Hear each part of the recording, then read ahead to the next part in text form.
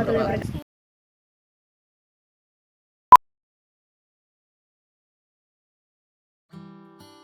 Assalamualaikum warahmatullahi wabarakatuh. Yang terhormat Ibu Puput Yanita Senja selaku dosen mata kuliah bisnis pengantar dan semua teman-teman yang saya sayangi dan saya banggakan. Di sini kami dari kelompok 2 akan mempresentasikan materi bab 4 yaitu permintaan konsumen dan buying motif. Sebelumnya, izinkan saya memperkenalkan anggota kelompok 2. Saya sendiri Kamasita Maharani selaku moderator. Saya Atira Juliansyah. Saya Safira Amelia Maharani dan Emila Syahrani. Baik, kita akan masuk pada materi pertama yaitu permintaan konsumen. Permintaan konsumen adalah jumlah barang yang akan dibeli oleh konsumen dalam keadaan, waktu, dan harga tertentu. Hukum permintaan yaitu apabila harga barang naik, maka jumlah permintaan akan menurun dan berlaku sebaliknya. Selanjutnya untuk materi teori dan faktor-faktor akan dijelaskan oleh teman saya Atira dan Safira. Individu yang berperan sebagai konsumen dalam proses perekonomian melakukan beragam hal mulai dari mencari, membeli, menggunakan, menilai, hingga melepas produk yang telah dikonsumsi olehnya dalam rangka memenuhi kebutuhan. Ada tahapan yang dikenal dalam perilaku konsumen.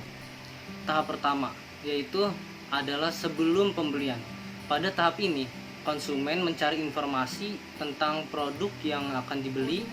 Tahap kedua yaitu saat pembelian. Pada tahap ini, konsumen melakukan transaksi dengan penjual guna mendapatkan produk tersebut. Lalu yang tahap ketiga adalah sebuah pembelian. Setelah pembelian, pada tahap ini konsumen menggunakan atau menikmati produk yang telah ia beli, menilainya, lalu melepas atau membuang produk tersebut pada saat kegunaan produk telah habis ataupun pada saat konsumen telah merasa bosan. Lalu ada beberapa teori yang membahas perilaku konsumen, di antaranya teori ekonomi mikro dan teori psikologis. Dalam teori ekonomi mikro terdapat anggapan bahwa setiap konsumen selalu berusaha memperoleh kepuasan maksimal dalam melakukan kegiatan konsumsi, sehingga konsumen akan terus-menerus melakukan pembelian terhadap produk yang mampu memberikannya kepuasan tersebut. Sementara dalam teori psikologis, perilaku konsumen dilihat sebagai suatu hal yang dipengaruhi oleh kekuatan-kekuatan lingkungan di sekitarnya dan di dalam dirinya. Teori ini membahas perilaku konsumen secara kompleks dengan melakukan pengamatan terhadap mental yang dimiliki masing-masing konsumen. selanjutnya faktor-faktor yang mempengaruhi permintaan. 1. Harga barang tersebut, yaitu jika harga naik, maka jumlah permintaan barang akan turun, dan sebaliknya, jika harga barang turun, maka jumlah permintaannya akan naik. 2. Adanya barang pengganti atau barang pelengkap. Barang pengganti bisa disebut juga substitusi, yaitu barang yang dapat menggantikan fungsi suatu barang. Contohnya beras dan jagung. Barang pelengkap yang bisa disebut juga komplement, yaitu barang yang digunakan bersama-sama dengan barang lain. Contohnya gula dengan kopi. 3. Tingkat pendapatan. Perubahan tingkat pendapatan akan mempengaruhi permintaan barang. Berdasarkan perubahan permintaan suatu barang, karena perubahan pendapatan konsumen, maka jenis barang dibedakan atas barang normal, yaitu barang yang mengalami kenaikan permintaan akibat kenaikan pendapatan konsumen. Barang inferior atau tunai nilai, yaitu barang yang menurun permintaannya apabila pendapatan konsumen naik dan sebaliknya. 4. Jumlah konsumen. Makin banyak konsumen, maka makin permintaan barang akan naik dan sebaliknya. 5. Selera atau yang bisa disebut juga preferensi konsumen.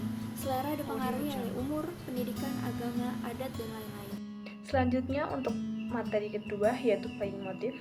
Buying motif atau motif pembelian adalah pertimbangan-pertimbangan dan pengaruh yang mendorong seseorang untuk melakukan pembelian terhadap suatu barang dan jasa. Selanjutnya untuk jenis-jenis buying motif akan dijelaskan oleh teman saya Mila. Selanjutnya jenis-jenis buying motif atau motif pembelian dibagi menjadi dua, yaitu motif rasional dan motif emosional. Pertama, motif rasional. Motif rasional adalah pertimbangan yang mendorong seseorang untuk melakukan pembelian di tempat tertentu atau toko tertentu yang bertumpu pada pikiran logis dan matematis sesuai pertimbangan asas manfaat. Adapun yang menjadi dasar dalam motif rasional yaitu 1. Adanya kemudahan dan efisiensi dalam penggunaan barang yang dibeli. 2. Barang memiliki harga murah. 3. Barang tahan lama. 4. Barang lebih hemat dalam pemakaiannya. Dan 5. Barang dapat membantu bertambahnya pendapatan. Kedua, motif emosional.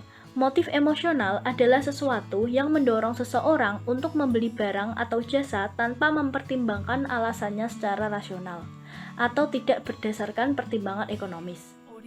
Adapun yang menjadi dasar motif emosional yaitu 1. Pembeli ingin nampak berbeda dari pembeli lainnya. 2. Pembeli ingin merasa pencapaian status sosial yang lebih baik. 3. Pembeli ingin merasa bangga karena penampilan pribadinya. Dan 4. Pembeli ingin merasa terhindar dari keadaan bahaya.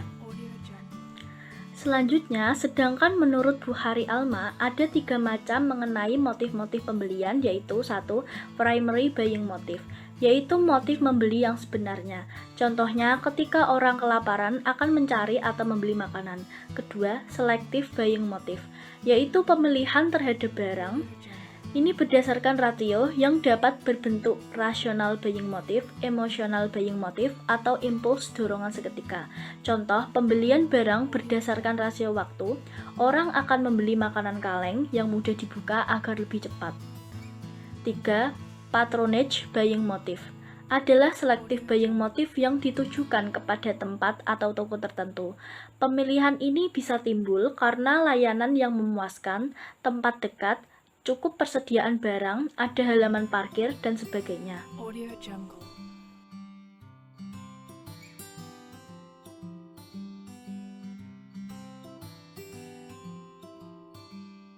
Audio Jungle. Baik, sekian presentasi dari kami. Jika ada salah kata maupun perbuatan, mohon maaf. Wassalamualaikum warahmatullahi wabarakatuh.